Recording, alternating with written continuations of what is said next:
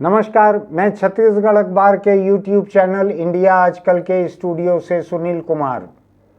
आए दिन मैं आपके पास तनाव की, हिंसा की, कई तरह की खबरें लेकर आता हूं। आज मैं 2-3 बड़ी दिलचस्प खबरें लेकर आपके बीच आया हूं। आपका भी मन खुश हो जाएगा सुनकर कि मैं कभी कभी कोई अच्छी बात भी बतलाता हूं आपको। एक खबर है एक बुजुर्ग की और एक खबर है एक बच्ची की। बुजुर्ग हैं अभी 68 साल के, 68 साल के हैं। ये ओडिशा के एक बैंक से रिटायर होने वाले अधिकारी, 40 साल बैंक में काम किया है उन्होंने, 40 साल।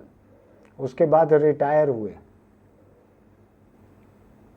आज वो मेडिकल की पढ़ाई कर रहे हैं 68 साल की उम्र में, और MBBS उनका जब पूरा होगा तब तक वो 70 साल के हो जाएंगे। है कि नहीं कहानी दिलचस्प? हम बीच बीच में छापते हैं, केरल वगैरह की कहानियां ज़्यादा आती है। 85 साल की महिला 5वीं का इम्तहान दे रही है, बहुत सारी आती है केरल से। साक्षर प्रदेश है, हिंदुस्तान का सबसे अधिक साक्षर प्रदेश है। लेकिन ये कहानी ओडिशा की है, छत्तीसगढ़ से लगा हुआ है ओडिशा। यहाँ के जय किशोर, ये बचपन से डॉक्टर बनना चाहते थे, हसरत थी डॉक्टर बनने की। 1974 में इन्होंने पहली बार मेडिकल का दाखिला इम्तिहान दिया, जिसको यहाँ PMT कहते थे पहले, वहाँ ओडिशा में कुछ और नाम रहा होगा। 12वीं पास करने के बाद पहली बार मेडिकल इम्तिहान 1974 में दी उन्होंने। नहीं हो पाए पास, मेडिकल कॉलेज में दाखिला नहीं हो पाया। उसके बाद साइंस लेके उन्होंने पढ़ाई की, ग्रेजुएशन किया और स्कूल में टीचर हो गए। फिर कहा कुछ लोगों ने कि बैंक की इम्तिहान दे दो, उसमें तनख्वाह वगैरह ज़्यादा है, तो बैंक की एग्ज़ाम दे दी। बैंक में ये नौकरी मिल गई जय किशोर को। नौकरी करते रहे, 40 साल इन्होंने नौकरी की, 40 साल बैंक में नौकरी की। अब रिटायर हुए वो 64 साल की उम्र में। उनको उनकी बेटियों ने कहा कि आपको बहुत इच्छा थी ना डॉक्टर बनने की, और आपको ये भी इच्छा है ना कि लोगों की सेवा कर सको, तो आप दो मेडिकल कॉलेज का इम्तिहान, दो दाखिले का। हुआ ये था कि 2019 तक मेडिकल कॉलेज में दाखिले की उम्र तय थी। 2019 में सुप्रीम कोर्ट ने एक फैसले में वो उम्र हटा दी। वो कहानी एक बड़ी लंबी कहानी है, वो उम्र सीमा हटा दी। तो 2020 में जय किशोर ने नीट इम्तिहान दिया, जो मेडिकल कॉलेज में दाखिले के लिए इम्तिहान होती है, वो उन्होंने दिया और बड़े अच्छे नंबर से उन्होंने नीट की इम्तिहान पास कर ली। इसके बाद उनको ओडिशा के ही एक मेडिकल कॉलेज में दाखिला मिल गया, नंबर अच्छे थे, ओडिशा में बसे हुए हैं, तो ओडिशा में उनको दाखिला मिल गया मेडिकल कॉलेज में।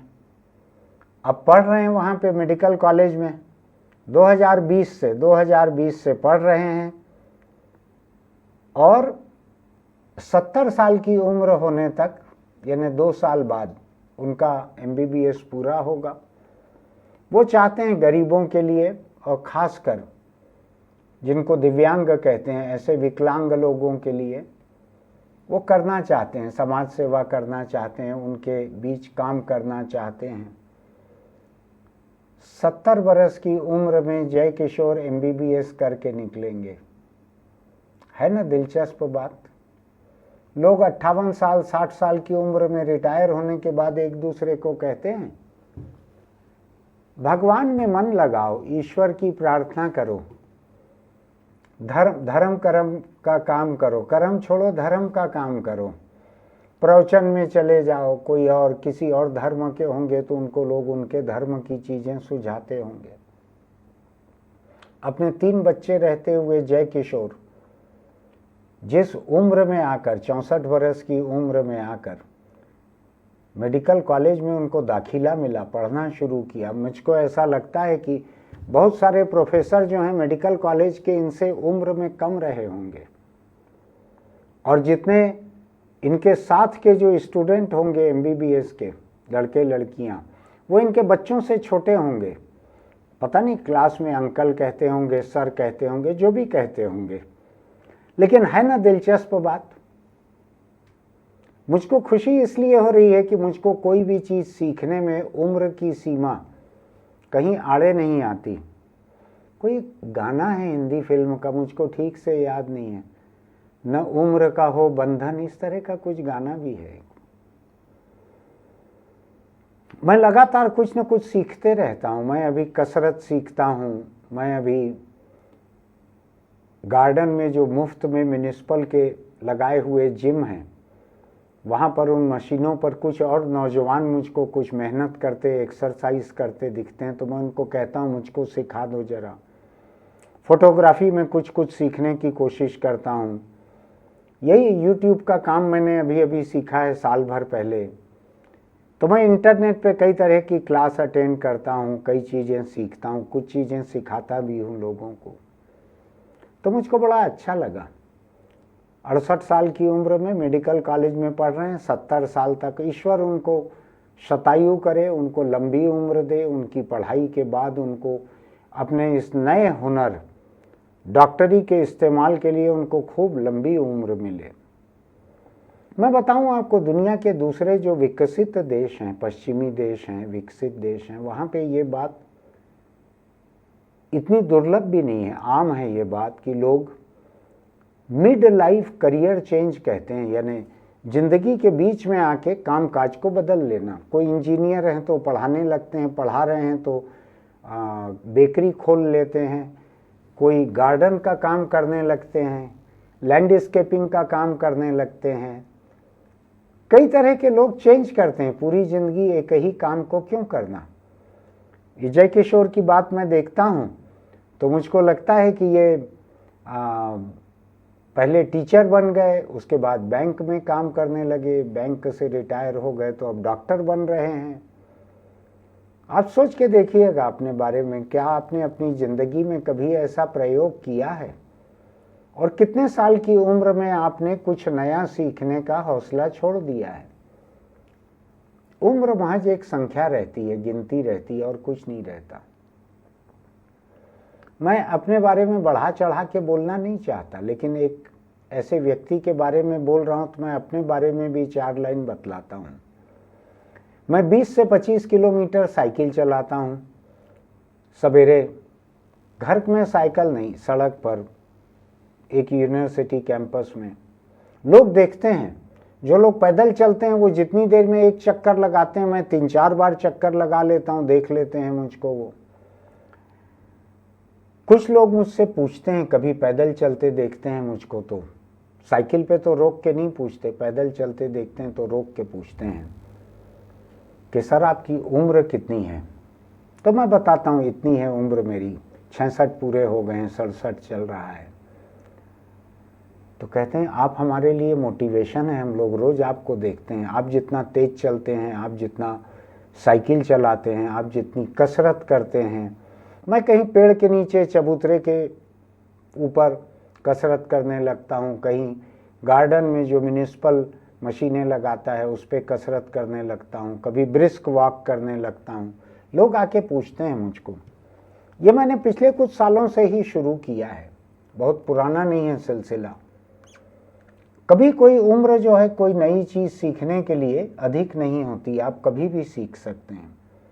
मैंने बतलाया ना आपको, केरल की बात बताया, 80 साल 85 साल 90 साल के लोग जो हैं 5वीं की परीक्षा देते हैं। कई लोग ऐसे भी हैं हिंदुस्तान में 10वीं बार में 12वीं बार में वो 5वीं पास कर पाए किसी तरीके से। ऐसे जीवट लोग हैं, छोड़ते ही नहीं है मेहनत करना। ऐसा हौसला रहना चाहिए। मैं इसी हौसले की तारीफ करने के लिए आपके बीच यहाँ पे खड़ा हुआ हूँ। 1974 में जिसको डॉक्टरी की इच्छा थी, 74 में वो 2020 में, कितने साल हो गए अंदाज है आपको? 74 से 2000 तक,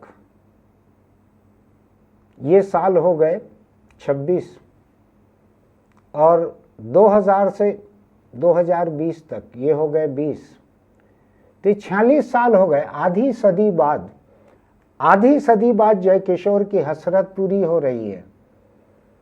आप अपने खुद के बारे में सोच के देखिए कि आपकी क्या हसरत थी, क्या बनने की थी। आप अपने बच्चों को क्या बनाना चाहते थे और क्यों बनाना चाहते थे? जो माँ बाप खुद डॉक्टर नहीं बन पाते, बच्चों को मार मार के डॉक्टर बनाना चाहते हैं। जो इंजीनियर नहीं बन पाते, बच्चों को मार मार कर इंजीनियर बनाना चाहते हैं। बच्चों की मर्जी के बिना उनको बनाने की कोशिश जो है, हम देखते हैं कोटा में क्या होता है हर साल। मैं बहुत ज़्यादा नेगेटिव बात अभी करना नहीं चाहता हूँ। आपको मालूम है क्या होता है बिना मर्जी बच्चों को कहीं झोंक देने से। इसलिए आपकी अगर अपूरित हसरतें हैं तो उनको अपने बच्चों के ऊपर बोरे की तरह मत ला दिए, आप खुद ही बन के दिखा दीजिए। कई लोगों को देखा है मैंने, सरकारी नौकरी छोड़ने के बाद वकालत की पढ़ाई करते हैं, वकील बनते हैं उसके बाद, और वकील बन के प्रैक्टिस भी चालू कर लेते हैं रिटायर होने के बाद में। आईएएस रहे, आईपीएस रहे, उसके बाद अब वकालत कर रहे हैं। या तो नौकरी करते करते पढ़ लेते हैं या बाद में पढ़ लेते हैं, जैसी उनकी हसरत रहती है। अंग्रेजी में एक लाइन कही जाती है, it is never too late.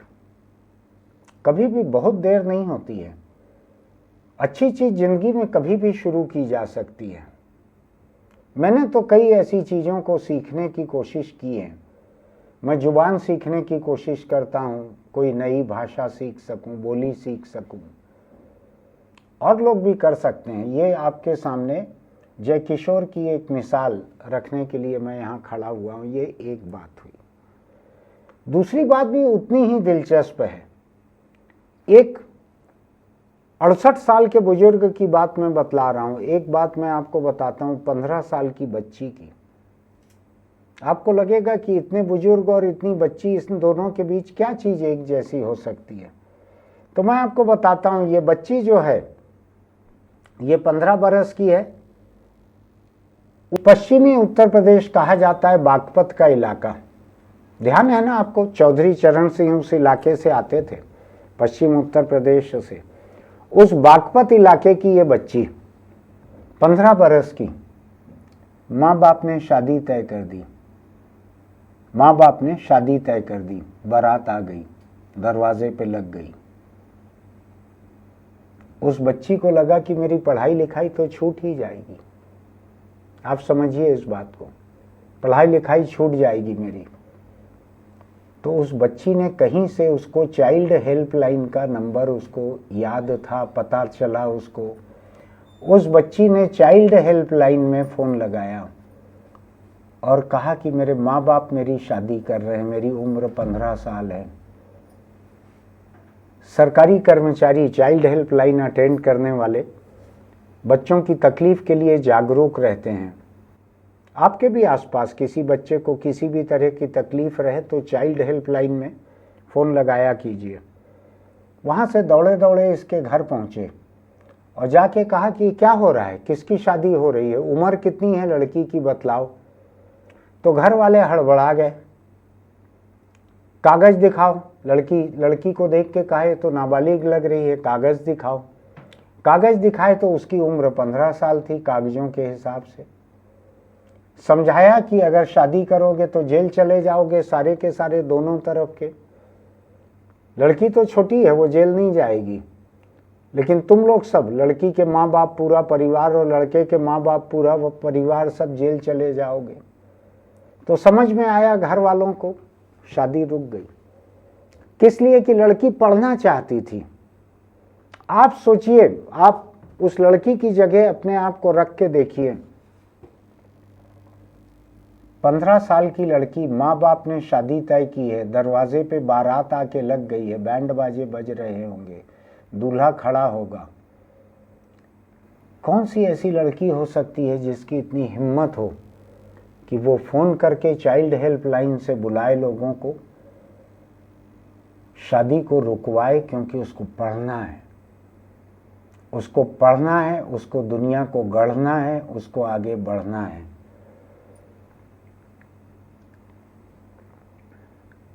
मुझसे बोलते नहीं बन रहा है उस लड़की के हौसले के बारे में। ऐसे हौसले को मेरा सलाम है। ये हौसला जो है, जो 64 बरस की उम्र में मेडिकल कॉलेज में एडमिशन जिन्होंने लिया, उनके मुकाबले ये हौसला बहुत बड़ा है। वो बैंक से रिटायर हुए थे जय किशोर, उनके अकाउंट में पैसा होगा, बैंक की पेंशन होगी, बच्चे बड़े हो गए हैं, उनके शौक में पढ़ रहे हैं, वो कोई मजबूरी नहीं है उनकी। और ये बच्ची, ये अपने पूरे परिवार के खिलाफ जाकर, अपने समाज के खिलाफ जाकर, अपने परिवार के खिलाफ, माँ बाप के खिलाफ रिपोर्ट करके पुलिस में केस दर्ज हो जाएगा। चाइल्ड हेल्पलाइन की जानकारी में एक बार मामला आ गया तो पढ़ना चाहती हो। आपको याद है पाकिस्तान की एक लड़की मलाला, जिसको हिंदुस्तान के कैलाश सत्यार्थी के साथ संयुक्त नोबेल शांति पुरस्कार मिला था। वो पढ़ने की जिद करती थी, लड़कियों को पढ़ने की बात कहती थी, तो उसको वहाँ के धर्मांध आतंकियों ने गोली मार दी थी मलाला को। किसी तरह बची थी, बहुत सारे ऑपरेशन हुए, अभी भी उसका मुंह थोड़ा तिरछा है। फिर उसको ब्रिटेन में शरण मिली, वहाँ पे सरकार ने मदद की, उसका इलाज हुआ, ऑपरेशन हुआ, पढ़ाई हुई, नोबेल पुरस्कार मिला। लड़कियों की पढ़ाई को लेकर लड़ती है वो। 15 बरस की लड़की, ये बागपत जिस इलाके की बात मैं कह रहा हूँ, ये खाप पंचायत, जाट पंचायत, गांव पंचायत का इलाका है, जहाँ कहीं पे लड़कियों के जीन्स पहनने पे रोक, कहीं टी शर्ट पहनने पे रोक, कहीं मोबाइल रखने पे रोक, ऐसी खबरें आती हैं बीच बीच में। वहाँ की लड़की 15 बरस की, उसका हौसला देखिए आप। ये हौसला जो है, सरहद पे जो जवान तैनात रहते हैं बंदूक लेकर दुश्मन देश के खिलाफ, किसी भी देश में, उससे बड़ा हौसला है इसका। जो छत्तीसगढ़ जैसे राज्य में नक्सल मोर्चे पे लड़कियां और महिलाएं भी अभी सुरक्षा बलों में आने लगी हैं, उनको ट्रेनिंग मिलती है, उनके पास हथियार रहता है, उनको तनख्वाह मिलती है, उनको सरकार का सहारा है, उनसे ज़्यादा हौसला है इस लड़की का। 15 बरस की लड़की अपने माँ बाप के खिलाफ रिपोर्ट कर रही है कि मुझको आके बचाओ, ये लोग ज़बरदस्ती मेरी शादी कर रहे हैं। आप सोचिए क्या हाल होगा। पूरा समाज, लड़के के घर वाले, पूरी बारात, लड़की के घर वाले शर्मिंदगी में अलग डूबे होंगे, किसके पांव छू रहे होंगे, किसका हाथ जोड़ रहे होंगे। एक अकेली लड़की ने यह हौसला दिखाया, अकेली लड़की ने, कोई सहेली नहीं थी। आप सोच के देखिए इस बात को। 15 बरस की अगर आपकी उम्र रहे, आप अपने परिवार के किसी गलत फैसले के खिलाफ कितना तन के खड़े हो सकते हैं, आप सोच के देखिएगा। अभी थोड़ी देर पहले मैंने आपसे कहा था कि 64 बरस की उम्र में आने के बाद आप आगे कितना पढ़ने का हौसला रख सकते हैं। क्या मेडिकल कॉलेज में दाखिला लेने का हौसला रखेंगे? ये लड़की 15 बरस की समाज से लड़ रही है, अपने माँ बाप से लड़ रही है, बारात आई है पूरी की पूरी, उससे लड़ रही है। लेकिन मैं यहाँ पे बात खत्म नहीं कर रहा हूँ। उस लड़की की बहादुरी जो है, इसकी एक और मिसाल है मेरे पास। मैं जब इसको ढूंढ रहा था, उत्तर प्रदेश के एक बड़े अखबार जागरण में ये खबर है, आज के जागरण की ये खबर है, और उसको ढूंढते ढूंढते मुझको लगा कि ये तकरीबन यही खबर 2020 में भी है। ऐसा तो नहीं है कि जागरण ने 2020 की अपनी एक खबर को दोबारा छाप दिया हो। अखबार तो बहुत बड़ा है, इनके पास खबरें तो बहुत रहती हैं। तो ऐसा तो नहीं है कि 2020 की खबर को 2024 में फिर छाप दिया है। अब मैं आपको ले चलता हूं 2020, यही बागपत गांव अलग है। जो घटना अभी मैं आपको बता रहा था, ये बागपत जिले के पाली गांव की घटना थी, पाली गांव की। वहां पर लड़की के फोन करने पर जो जिला प्रोबेशन अधिकारी वहां पहुंची, उनका नाम मुशफेकीन था। कई चीजों को मैंने चेक किया, ये अलग था पूरा। बारात अलग गांव से आई हुई थी। बागपत 2020, 15 बरस की लड़की, चाइल्ड हेल्पलाइन में उसने फ़ोन करके बुलाया, अपने आप को बचाया पढ़ने के लिए। अब मैं आ जाता हूँ 2020 में बागपत जिले का ही थाना बालाइनी का एक गांव, ये अलग है शायद, मैं ज़्यादा नहीं जानता हूँ। यहाँ पे फरवरी के महीने में 16 फरवरी की खबर है ये 2020 की। थाना बालाइनी का एक गांव, 15 साल की लड़की, शादी तय कर दी गई। शादी जब टल नहीं रही थी तो उस लड़की ने फ़ोन लगाया चाइल्ड हेल्पलाइन 1098। नोट करके रखिए, अपने फ़ोन में नोट करके रखिए, दीवार पे नोट करके रखिए, लोगों को बताइए किसी बच्चे के साथ जुल्म होता है तो 1098 चाइल्ड हेल्पलाइन। उस लड़की ने चाइल्ड हेल्पलाइन में फ़ोन किया, चाइल्ड हेल्पलाइन ने उसको महिला हेल्पलाइन पे कॉल को डाइवर्ट किया और वन स्टॉप सेंटर कहलाता है, छत्तीसगढ़ में भी शायद यही कहलाता है। वहाँ की कार्यकर्ता खुशनसीब नाम है उसका, महिला का, ये उस लड़की के लिए खुशनसीब बन के पहुंची, लड़की को खुशनसीब बनाने के लिए पहुंची। 15 बरस की लड़की, कैसा संयोग है देखिए आप, एक ही जिले की दो घटनाएं, दोनों 15 साल की लड़की, दोनों पढ़ाई करने के लिए शादी को रुकवा रही हैं अपनी। दोनों जगह जो महिला प्रोबेशन अधिकारी पहुंच रही है, दोनों मुस्लिम महिलाएं। तो खुशनसीब वहां पहुंची, वहां जाके उन्होंने माँ बाप को समझाने की कोशिश की। तो माँ बाप ने उन्होंने कहा कि अगर हम तय तारीख पे शादी नहीं करेंगे तो समाज में क्या मुंह दिखाएंगे। तो बागपत की वन स्टॉप सेंटर की टीम ने बतलाया है इस अखबार को कि 2017 से लेके अभी तक 2020 की खबर है ये, 28 बाल विवाह रुकवा चुकी है ये टीम उसी जिले में। इतने तो रुकवा चुकी है। जिन लड़कियों में हौसला नहीं आया होगा, जिनको मौका नहीं मिला होगा, ये भी हो सकता है ऐसी खबरों के बाद में माँ बाप जब बाल विवाह करवाते होंगे अपनी लड़की का, सबसे पहले मोबाइल उससे छीनते होंगे कि कहीं कंप्लेंट ना कर दे। मैं देख रहा हूं ये मलाला ने जो किया था पाकिस्तान में, आतंकियों की धमकी को झेलते हुए गोली खाकर भी वो लड़कियों की पढ़ाई के लिए लगी हुई थी। कुछ उसी किस्म का है।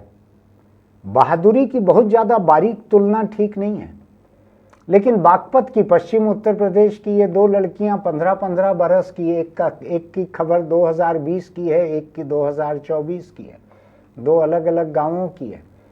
दोनों ने शिकायत करके बुलाया अधिकारियों को, अपनी शादी रुकवाई, पढ़ाई भी की होगी। दोनों लड़कियों को, दोनों बच्चियों को मेरा सलाम कि इन्होंने एक मिसाल कायम की है।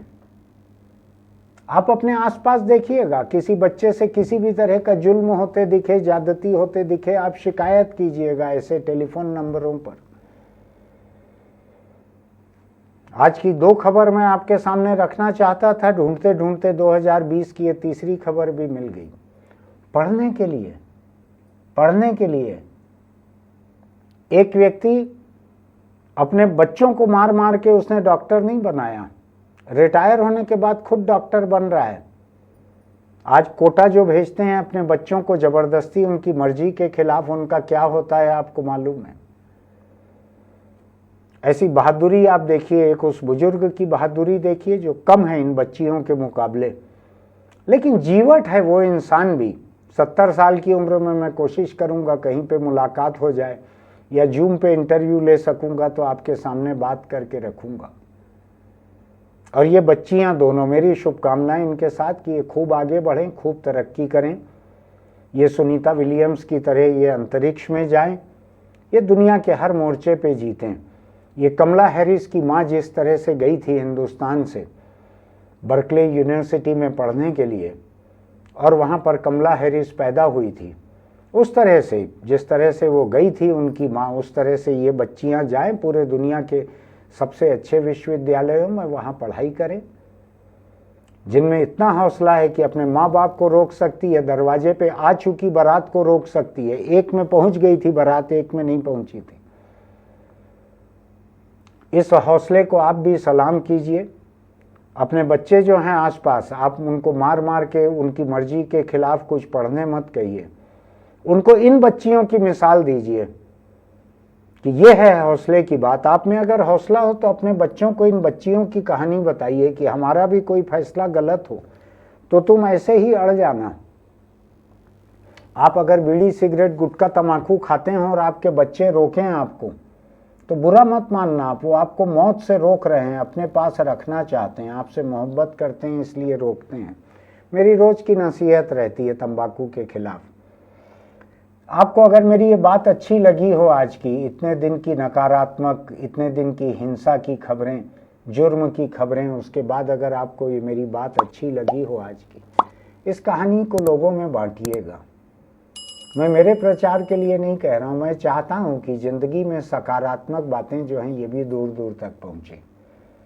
एक बुजुर्ग के हौसले को देखिए, अपने आल औलाद से कम उम्र के बच्चों के बीच में बैठ के 5 साल की MBBS की पढ़ाई कर रहा है। वो 70 साल की उम्र में डॉक्टर बनेगा, जिस उम्र में सरकारी नौकरी से और मेडिकल कॉलेज से भी डॉक्टरों को रिटायर कर दिया जाता है, उस उम्र में वो पहला प्रिस्क्रिप्शन लिख पाएगा 70 साल की उम्र में।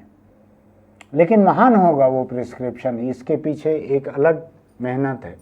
और ये बच्चियाँ, इन मिसालों को लोगों के बीच बांटिए, अपने बच्चों को बांटिए, अपने बुजुर्गों को बांटिए, जो आपको कहें कि अरे इस उम्र में ये क्या सूझ रही है, क्या कर रहे हो इस उम्र में। उनको कहिएगा मेरे साथ 20-25 किलोमीटर साइकिल चला के देखें, मैं भी करीब करीब उन्हीं की उम्र का हो जाऊंगा। ये डॉक्टर साहब अभी जिस उम्र के होंगे, थोड़ा ही पीछे हूँ उनके। आइएगा मेरे साथ, 20-25 किलोमीटर आप साथ रहेंगे, मैं 50 किलोमीटर भी किसी दिन साइकिल चला लूंगा। फिर मिलते हैं। जब कभी जिंदगी में आपको कोई अच्छी बात सुनने मिले, बुरी बातों से तो खबरों का संसार भरा हुआ है, अखबार हो, टीवी हो, वेबसाइट हो। जब कभी कोई अच्छी बात सुनने मिले, पढ़ने मिले, देखने मिले, उसको जरूर लोगों तक बढ़ाइए। दुनिया में बुरी बातें कम हैं, दिखती ज़्यादा हैं, बार बार घूमकर सामने आती हैं। दुनिया में अच्छी बातें बहुत ज़्यादा हैं, अनदेखी रह जाती हैं। पानी के भीतर जैसा जलकुंभी तैरते रहती है, ऐसा बुरी बातें सामने तैरते रहती है। मैं जलकुंभी से माफ़ी के साथ ये मिसाल दे रहा हूँ।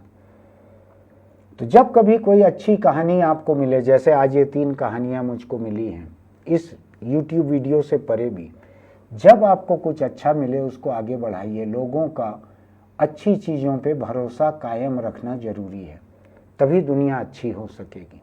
आज के लिए इतना ही, फिर मिलेंगे।